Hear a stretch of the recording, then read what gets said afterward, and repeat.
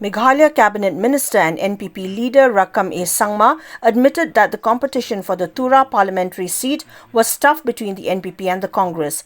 He stated that if the BJP supporters followed their leader's guidance and voted for the NPP, victory in Tura would have been assured.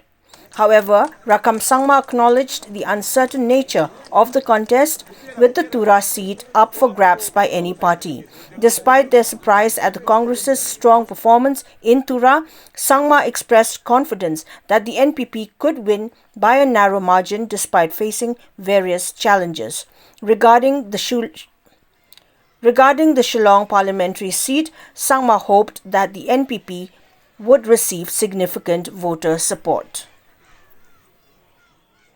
No, the opposition party has used that word only, but I don't know how far this. But suppose, for example, I don't know, BJP did not put up the candidate for Shillong and for Tura. Suppose in Tura, in last MLA election, BJP got 90,000 votes in the last MLA election. If they support, 90,000 voters should have gone to NPP. Would have been a blessing, but I don't know whether that will happen or not. So rather, BJP did not put up candidate for the best reason to them. NPP did not seek the support, but BJP did not put up the candidate. Why? In the MLA election, Honorable Prime Minister came to Tura, Honorable Home Minister Amit Shah ji came to Tura.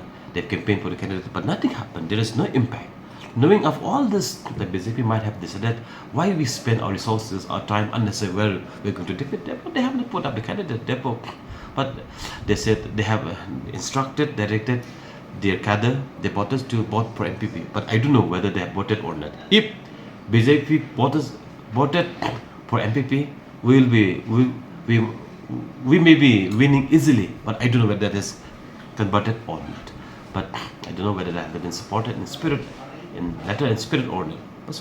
But however, the opposition took the advantage to mislead, to misinform, mispropaganda people about the things we're taking this. But this is something which is not correct, not a good sign in the future.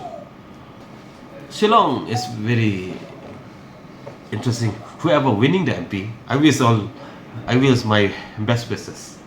So I don't know, Shillong is also very different type, but to me Shillong is a prestigious seat, and Shillong might have known which party should send, which candidate should send to Delhi, because Meghalaya, we don't have resources.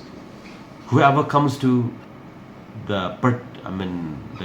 whoever come to the power, whoever will be the MP, whether it's NPP, the BJP, or UDP, or BPP, or any party, Meghalaya able to run the government with the mercy of the central government. We don't have any resources. So whoever will be the MP should be able to connect well with the central government to bring the development, to bring to issues that we have, right? So I think this is the issue. I don't know, but